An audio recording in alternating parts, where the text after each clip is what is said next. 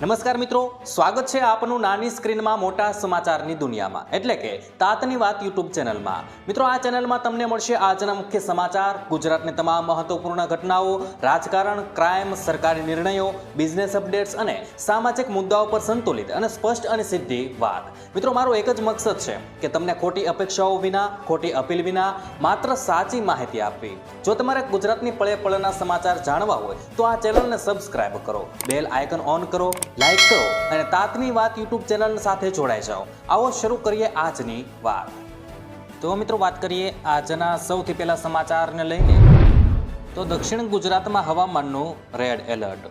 મિત્રો, દક્ષિણ ગુજરાતમાં ભારે વરસાદના કારણે હવામાન વિભાગે રેડ એલર્ટ જાહેર કર્યું છે। સુરત, નવસારી, તાપી, વલસાડ અને ડાંગ જિલ્લામાં ભારે વરસાદની શક્યતા છે અને મિત્રો, સુરતમાં સતત વરસાદથી જનજીવન પ્રભાવિત બની ગયું છે।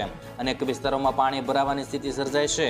તાપી નદીમાં ઉપરવાસમાંથી પાણીની આવક વધતા કોઝવેની સપાટી 6.66 મીટર સુધી પહોંચી અને કોઝવે ઓવરફ્લો થયો છે, જ્યારે મિત્રો ઉકાઈ ડેમની સપાટી 313.14 ફૂટ થઈ ચૂકી છે અને લોકોને સાચવવા અપીલ કરી નાખી છે। ત્યારબાદ મિત્રો, મહત્વના સમાચાર વિશે આગળ વાત કરીએ તો મારુતિની ગાડીઓ ઓગસ્ટથી થશે મોંઘી। મિત્રો, દેશની સૌથી મોટી વાહન ઉત્પાદક મારુતિ સુઝુકીએ ઓગસ્ટ 2026થી કારોના ભાવમાં 30,000 રૂપિયા સુધીનો મસ્ત મોટો વધારો જાહેર કરી નાખ્યો છે। એટલે કે મિત્રો, ઓગસ્ટ મહિનાથી તમને મારુતિ સુઝુકીની કાર 30,000 રૂપિયા વધુ મોંઘી પડવાની છે। વધતી ઇનપુટ કોસ્ટ અને સતત મોંઘવારીના કારણે માત્ર 2 મહિનામાં આ બીજી વખત કિંમતમાં વધારો કરવામાં આવ્યો છે। અગાઉ જૂન 2026માં પણ ભાવ વધાર્યા હતા અને આ નિર્ણયથી કંપનીની 3.50 લાખથી 25 લાખ સુધીની તમામ નાની અને પ્રીમિયમ કારો મોંઘી થઈ જશે। ત્યારબાદ મિત્રો, મહત્વના સમાચાર વિશે આગળ વાત કરીએ તો રાજ્ય સરકારનો સંવેદનશીલ નિર્ણય। મિત્રો, કોરોના મહામારી દરમિયાન ફરજ બજાવતા કોવિડ સંક્રમણથી જીવ ગુમાવનારા જીએસઆરટીસીના 115 કર્મચારીઓના પરિવારોને ગુજરાત સરકાર 25 લાખની એક્સ ગ્રેશિયા સહાય આપશે। ગાંધીનગરમાં યોજાનારા કાર્યક્રમમાં કુલ 28.75 કરોડની સહાયના ચેકનું વિતરણ થવાનું છે। મૃતકોમાં 39 ડ્રાઈવર, 31 કંડક્ટર, 29 વહીવટી કર્મચારી અને 16 મિકેનિકનો સમાવેશ થાય છે। મિત્રો, મહામારી પ્રવાસી શ્રમિકોને વતન પહોંચાડવામાં મહત્વની ભૂમિકા આ જીએસઆરટીસી દ્વારા ભજવવામાં આવી હતી। ત્યારબાદ મિત્રો, મહત્વના સમાચાર વિશે આગળ વાત કરીએ તો ઇન્ટરનેટ વગર પણ ચાલશે યુપીઆઈ। મિત્રો, એનપીસીઆઈ નવી ટેકનોલોજી પર કામ કરી રહ્યું છે, જેનાથી ઇન્ટરનેટ વગર પણ યુપીઆઈ પેમેન્ટ કરી શકાશે। મિત્રો, એનએફએસ આધારિત આ સુવિધામાં QR કોડ સ્કેન કરવાની જરૂર નહીં પડે અને એનએફએસ સપોર્ટેડ ફોનને POS મશીન પર ટેપ કરીને ચૂકવણી કરી શકાશે।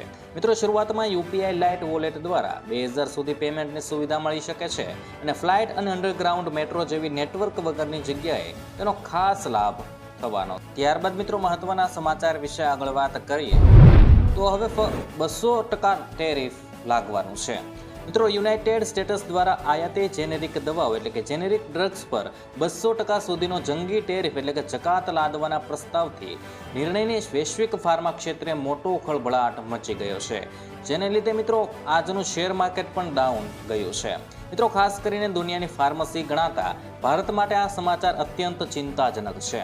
અમેરિકી રાષ્ટ્રપતિ ડોનાલ્ડ ટ્રમ્પના આ નિર્ણયનો પ્રાથમિક હેતુ ભલે યુએસમાં સ્થાનિક દવાનું ઉત્પાદન વધારવાનો હોય, પરંતુ તેની સીધી અસર અને ગંભીર અસર ભારતીય ફાર્માસ્યુટિકલ ઉદ્યોગ અને અમેરિકન નાગરિકોના સ્વાસ્થ્ય બજેટ પર પડવાની પૂરેપૂરી શક્યતા છે। ત્યારબાદ મિત્રો, આજની હવામાન આગાહી વિશે વાત કરીએ તો મિત્રો, ગુજરાતના કેટલાક ભાગોમાં અત્યારે સતત વરસાદ પડી રહ્યો છે, જેમાં ખાસ કરીને દક્ષિણ ગુજરાત અને સૌરાષ્ટ્રના કેટલાક ભાગોનો સમાવેશ થાય છે। મિત્રો, હવામાન વિભાગના ડેટા પ્રમાણે ઉત્તર ગુજરાત અને કચ્છના અમુક ભાગોમાં વરસાદ નોંધાયો છે અને છેલ્લા 24 કલાકમાં વલસાડ અને નવસારી જિલ્લામાં અત્યંત ભારે વરસાદ પડ્યો છે, જ્યારે સુરત, નવસારી, દમણ, દાદરા અને નગર હવેલીમાં અમુક જગ્યાએ ભારે વરસાદ નોંધાયો છે। મિત્રો, હવે હવામાન વિભાગની આગાહી પ્રમાણે હજુ 7 દિવસ સુધી રાજ્યના મોટા ભાગના વિસ્તારમાં હળવાથી લઈને અતિ ભારે વરસાદ પડશે અને હવે રાજ્યમાં એક સપ્તાહ સુધી ભારેથી અતિ ભારે વરસાદની આગાહી હોવાથી ગાંધીનગરમાં વેધર ગ્રુપની બેઠક યોજવામાં આવી હતી, જેમાં દક્ષિણ ગુજરાતમાં ઇમરજન્સીની સ્થિતિ પેદા થાય તો કઈ રીતે સામનો કરવો તેના માટે આયોજન કરવામાં આવ્યું હતું। જેમાં મિત્રો હવે આપણે જાણીશું કે 23 તારીખ અને 7મો મહિનો એટલે કે મિત્રો આજે કયા જિલ્લાની અંદર કેવો વરસાદ પડવાનો છે તેના વિશે મિત્રો આજે વાત કરી નાખીએ. તો મિત્રો વાવથરાદ, બનાસકાંઠા, સાબરકાંઠા, અરવલ્લી, મહીસાગર, દાહોદ, પંચમહાલ, ખેડા, અમદાવાદ, આણંદ, ગાંધીનગર, પાટણ, મહેસાણાની અંદર ઘણા સ્થળે હળવાથી મધ્યમ વરસાદ થઈ શકે છે. જ્યારે મિત્રો ત્યાર પછી મિત્રો વાત કરીએ તો કચ્છની અંદર છૂટાછવાયા સ્થળે હળવોથી મધ્યમ વરસાદ નોંધાઈ શકે છે. જ્યારે મિત્રો આગળ વાત કરીએ તો ભરૂચ, સુરત, તાપી, છોટાઉદેપુર, વડોદરા, નર્મદા, નવસારી, વલસાડ, ડાંગ, દાદરા અને નગર હવેલીની અંદર મોટા ભાગના સ્થળોએ હળવાથી મધ્યમ વરસાદ થઈ શકે છે.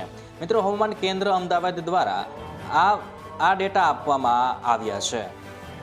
જ્યારે મિત્રો આપણે 24 તારીખ અને 7મા મહિનો એટલે કે મિત્રો આવતીકાલની વાત કરી નાખીએ તો કચ્છની અંદર મિત્રો છૂટા છવાયા સ્થળે હળવાથી મધ્યમ વરસાદ થઈ શકે છે.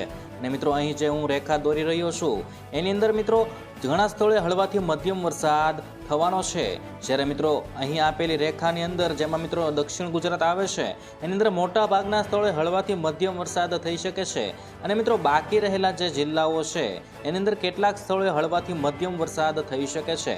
જે મિત્રો દરિયાકાંઠાના વિસ્તારો સૌરાષ્ટ્રની અંદર આવેલા છે જેમાં મિત્રો ભાવનગર, અમરેલી, ગીર સોમનાથ, જૂનાગઢ, પોરબંદર, દેવભૂમિ, દ્વારકા, જામનગર, રાજકોટ, મોરબી અને સુરેન્દ્રનગરની અંદર હળવોથી મધ્યમ વરસાદ પડી શકે છે.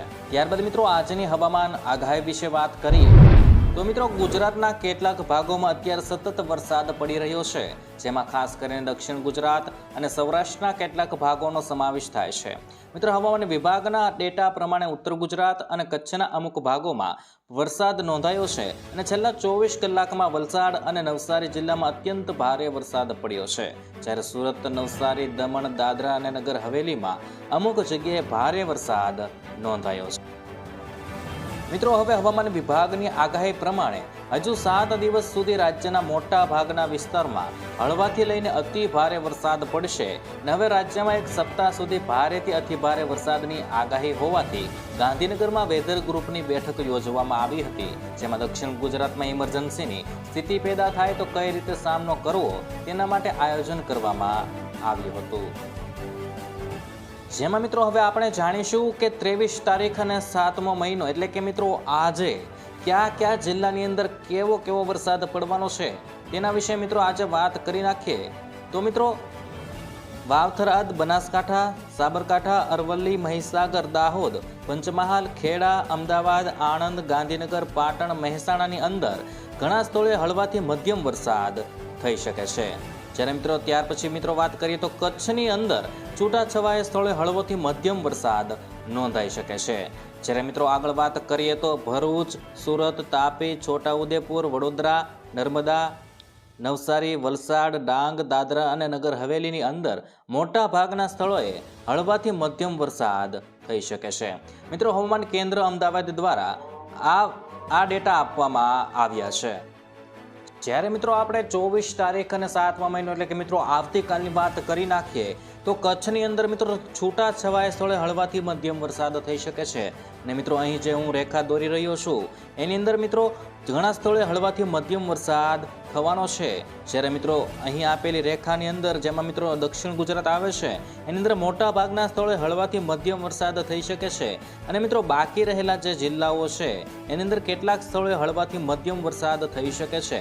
જે મિત્રો દરિયાકાંઠાના વિસ્તારો સૌરાષ્ટ્રની અંદર આવેલા છે જેમાં મિત્રો ભાવનગર, અમરેલી, ગીર સોમનાથ, જૂનાગઢ, પોરબંદર, દેવભૂમિ, દ્વારકા, જામનગર, રાજકોટ, મોરબી અને સુરેન્દ્રનગરની અંદર હળવોથી મધ્યમ વરસાદ પડી શકે છે.